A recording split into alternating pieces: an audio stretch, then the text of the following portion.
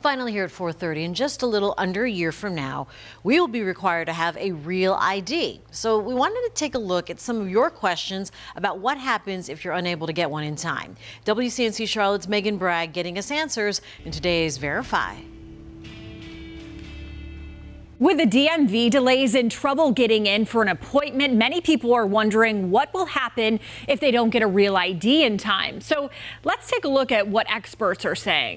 Our sources, the Department of Homeland Security, TSA, and the North Carolina Department of Motor Vehicles. So let's take a look at our first question. Do you need a real ID in order to fly? According to the Department of Homeland Security, travelers who do not present a real ID by May 7th will not be allowed through security. So you will need another form of ID. According to TSA, a passport, a photo ID issued by a federal organization, permanent resident card, U.S. Department of Defense ID will work. We have the other acceptable forms of ID on our website, WCNC.com. The next question, if you get pulled over and don't have a real ID and only a regular driver's license, will you get a ticket?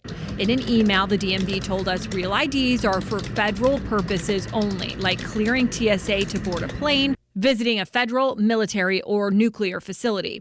So you don't need a real ID just to drive. And finally, do you still need a passport if you have a real ID and are traveling internationally? According to Homeland Security, if you are traveling internationally, you will still need your passport. If you are traveling domestically, you will only need one of those documents. So we can verify that, yes, you need your passport if you are traveling internationally. With your Verify, I'm Megan Bragg.